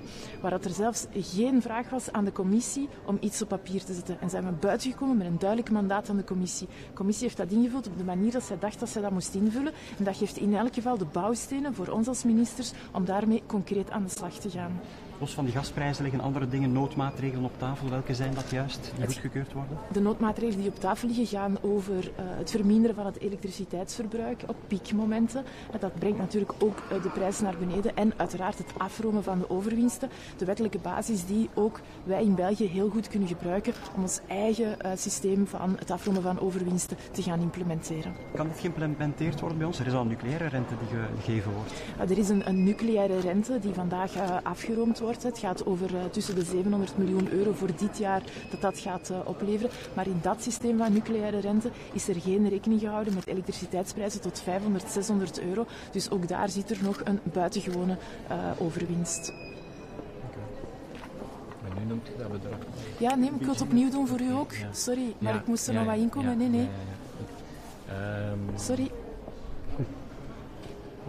Ja, de nucleaire rente die brengt al heel veel geld op. Rekent u nu op meer geld? Er bestaat vandaag in België een nucleaire rente. Die zal voor het jaar 2022 ongeveer 700 miljoen euro opleveren. Niemand heeft ermee rekening gehouden dat eigenlijk elektriciteit wel ging verkocht worden aan 500, 600 euro. Dus dat wil zeggen dat er toch nog een extra buitengewone overwinst is. Die zou kunnen gecapteerd worden. On peut faire deux. En français. En français, la même chose. C'est bon? Madame la ministre, vous revenez aujourd'hui, 3 semaines plus tard, avec 14 autres pays derrière vous pour redemander une nouvelle fois à la Commission ce plafonnement. Pourquoi est-ce qu'aujourd'hui ça pourrait fonctionner selon vous et est-ce que vous y croyez encore vraiment? Donc il y a quand même une large majorité d'États membres qui demandent une intervention au niveau des prix. En fait, le souci des prix élevés pour le gaz est un souci qui est partagé par beaucoup plus de pays que les 15. Et donc aujourd'hui, on est ici ensemble entre ministres d'énergie pour travailler sur la proposition de la Commission européenne pour évoluer vers quelque chose de plus concret. Vous demandez donc ce plafonnement pur et simple. Il y a des pays qui refusent, notamment l'Allemagne. Qu'est-ce que vous allez faire pour essayer de les convaincre? C'est vrai que tous les yeux sont sur l'Allemagne et donc c'est vrai aussi qu'ils ont été réticents avec des soucis. Mais je suis convaincue qu'on peut adresser ces soucis et je peux vous assurer, on a déjà eu des réunions avant le début de la réunion officielle, aussi avec nos collègues allemands et aussi le ministre allemand est très constructif à trouver une solution. Peut-être que vous pouvez nous rappeler pourquoi, pour vous, c'est la seule bonne solution qui existe aujourd'hui sur la table? Parce que le mécanisme de prix, il est établi au niveau européen. Et donc, il s'agit aussi des prix de gros qui ont une influence directe sur les factures des gens. Et donc, plus qu'on peut contrôler le prix au niveau européen, plus qu'on peut aussi contrôler les factures de nos industries, de nos entreprises et de nos ménages. Il n'y a pas que l'Allemagne et d'autres pays, il y a la Commission européenne aussi qu'il va falloir convaincre. Les solutions qu'elle propose, avec notamment le gaz russe, est-ce qu'elles pourraient vous satisfaire? Non, pas du tout. Donc le plafond sur le gaz russe est en fait une sanction plutôt qu'une intervention au niveau du prix. Ça ne va pas faire baisser les factures. Et donc on est ici aujourd'hui avec le ministre de l'Énergie pour trouver des mesures concrètes qui contrôlent le prix sur les factures. Si jamais il n'y a pas d'avancée aujourd'hui parce que le blocage persiste, qu'est-ce qu'il faudra faire, notamment à l'échelon belge? Oui, on a déjà au niveau belge maintes interventions sur la facture. Donc il y a tout récemment le paquet de base énergie qui a été décidé, 200 € par ménage sur les factures de novembre et de décembre. Donc on intervient déjà, mais ceci doit être couplé avec des mesures qui sont plus structurelles. Mais est-ce qu'un plafonnement comme en Allemagne, par exemple, ou dans une certaine mesure comme en France, est envisagé en Belgique? J'ai compris de mon collègue allemand que la solution que l'Allemagne a mis sur la table, c'est en fait la même chose que tous les pays membres vont, notamment c'est faire baisser les factures d'énergie via un système de primes, de subsides. Donc voilà, c'est une mesure qui est nationale, comme nous aussi on a des mesures qui sont nationales. Dernière question, il y a d'autres mesures qui devraient être en tout cas décidées aujourd'hui. Est-ce que vous pouvez nous rappeler justement l'importance de ces mesures et pourquoi ces mesures sont pour vous aussi capitales? Oui, il s'agit des surbénéfices. Des surprofits, oui. Donc, il s'agit des mesures concernant les surprofits qui est en Belgique très important parce que ça nous donne la base légale pour implémenter aussi un mécanisme concernant les surprofits au niveau belge. Merci beaucoup. Est-ce que les 15 pays sont un peu déçus du fait que la Commission n'a pas mis sur la table une proposition sur un plafond de gaz? Ces 15 pays aujourd'hui se rassemblent ensemble pour avoir des mesures qui sont concrètes pour contrôler le prix du gaz. La Commission a sur la table plusieurs pistes. C'est déjà une avancée sur laquelle on peut travailler pour évoluer vers une solution qui est plus concrète. Voilà, ik ben weg.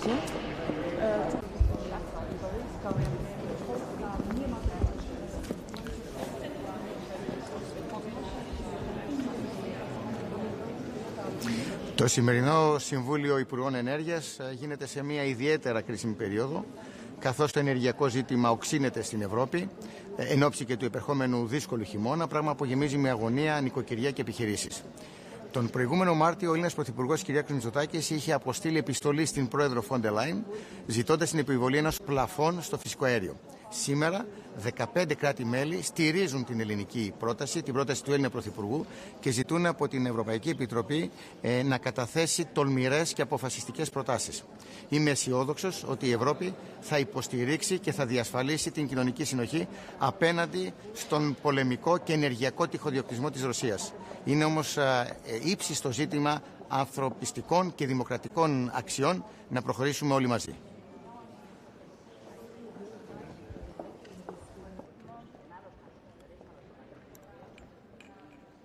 Guten Morgen in Brüssel. Erlauben Sie mir kurz ein paar Sätze, bevor die Konferenz beginnt, zu sagen.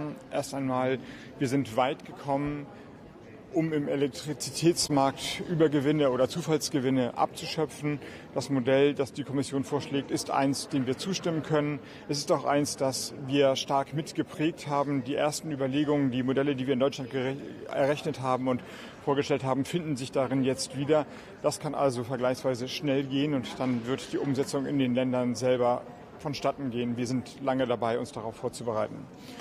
Das Zweite, was ich sagen möchte, ist, dass natürlich die Energiemenge insgesamt erhöht werden muss. Noch nicht ganz zufrieden bin ich damit, was die Vorschläge zum Ausbau, zur Geschwindigkeit beim Ausbau der erneuerbaren Energien sind. Das ist leider bisher in den Proposals noch nicht so drin. Es gibt dafür eine andere Rechtsnorm, aber das ist ein Punkt, der nicht verloren gehen darf, dass wir die Energiemenge für die Zukunft erhöhen müssen. Und wir müssen da deutlich schneller werden in Europa bei Planung, Genehmigung und Ausbau der erneuerbaren Energien. Der dritte Punkt ist der Kostenpunkt, den ich ansprechen möchte. Der Kostenpunkt, der sich vor allem auf den Gasmarkt bezieht. Das wird ohne Frage heute die komplexeste und schwierigste Debatte sein. Die Kosten müssen runtergebracht werden. Es gibt dort Instrumente, die meiner Ansicht nach sofort ergriffen werden sollten. Dazu gehört beispielsweise eine gemeinsame Einkaufsgemeinschaft, dass wir die Marktmacht Europas klug einsetzen, auf den Weltmärkten klug einsetzen, koordiniert agieren und damit die Preise runterbringen.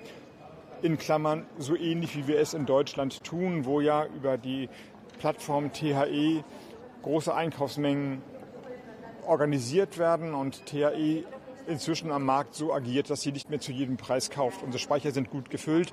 Wir sind nicht mehr in einer erpressbaren Situation. Wir können die Marktmacht Europas klug einsetzen. Das ist der erste Punkt. Und der zweite Punkt ist, dass wir natürlich viel darüber reden, Gas aus Russland über die Ukraine mit einem Cap zu versehen. Das ist eine Sanktion. Dafür bin ich offen, wenn die südosteuropäischen Länder keine Engpässe befürchten. Ich habe ja am Anfang der Krise auch gesagt, Deutschland ist noch nicht so weit, wir brauchen noch etwas Zeit. Aber das ist eine Sanktion. Wir müssen aber vor allem mit den befreundeten Ländern, Norwegen, den USA, Algerien, darüber reden, dass die Preise, die Kosten runtergebracht werden. Und diese Diskussion wird heute sicherlich den Tag dann in der zweiten Hälfte dominieren. Warum brauchen wir eine Abschöpfung der Zufallsgewinne auf europäischer Ebene? Ich habe es noch nicht. Warum brauchen wir eine Abschöpfung der Zufallsgewinne der fossilen Unternehmen auf europäischer Ebene? Neben den Stromgewinnen gibt es auch fossile Unternehmen, die gute Gewinne gemacht haben, Mineralölkonzerne, die man in der nationalen Besteuerung kaum erwischt. Deswegen begrüße ich es ausdrücklich, und das haben wir ja auch in dem Beschluss von Bundeskanzler Scholz, Christian Lindner und mir noch einmal klargestellt, dass wir die Europäische Kommission da unterstützen, dass es eine europäische Solidarabgabe geben soll. Das würde dann bedeuten, dass auch Mineralölkonzerne beispielsweise ihren Anteil leisten, die hohen Kosten, die aufgelaufen sind, für den Staat, für die Menschen ein Stück weit mit zu kompensieren. Können Sie das mit dem Preisdeckel noch mal etwas genauer sagen? Können Sie sich vorstellen, einen Preisdeckel für alle Anbieter oder dann nur für russische Unternehmen? Erst einmal möchte ich sagen, dass die Preisdeckeldiskussion verschiedene Aspekte hat. Und für Deutschland mit Rückblick auf den Beschluss von gestern will ich noch einmal klarstellen, weil das manchmal durcheinander geht. Das ist kein Preisdeckelbeschluss. Das schleicht sich ein in die Sprache, aber sie ist an der Stelle verräterisch. Wir werden nicht die Spitzen des Verbrauchs günstig machen. Das Modell sieht vor, dass eine Grundbasis, ein Basisverbrauch subventioniert wird. Aber wir brauchen die Marktsignale und deswegen mit großer Dringlichkeit, wir müssen die Verbräuche nach wie vor runterbringen. Es ist kein Signal, dass wir jetzt wieder rumasen können mit Energie, sondern ganz im Gegenteil, die Lasten sollen genommen werden, aber die Energieverbräuche müssen runtergebracht werden. Was Deutschland also nicht tun wird, ist ein Capping-System auf den Gaspreis in Deutschland, sondern ein Grundkontingent. Das wird subventioniert werden, aber alle sind auch gut beraten, Energie zu sparen, weil da die hohen Kosten sind. Die Spitzen werden die hohen Kosten immer auslösen, anders kann das System nicht funktionieren. Was den Einkauf von Gas nach Europa angeht, so muss man zwei Dinge unterscheiden. Das Gas, das aus Pipeline gebundenen Systemen kommt, muss über die Pipeline gebundenen Systeme kommen. Da fordern wir die Europäische Union auf, mit den Ländern, die liefern, in eine andere Verhandlungssituation zu kommen, weil wir an der Stelle in einer Partnerschaft stehen. Und Partnerschaft heißt nicht, dass man den einen ausbeutet. Und auf der anderen Seite der LNG-Markt, ein Commodity-Gut. Die Schiffe können überall hinfahren. Hier dürfen wir es nicht dazu kommen lassen, dass zu wenig Gas nach Europa kommt. Aber das ist nur eine Problembeschreibung und noch nicht die Antwort. Ist so zu lassen, wie es ist nicht die Lösung. Wir müssen auch dort die Kosten runterbringen und wir werden mit den Kollegen über verschiedene Vorschläge diskutieren, wie das gelingen kann. Und jetzt, weil es so lange gedauert hat, muss ich leider reingehen. Sorry for that. Sorry for that.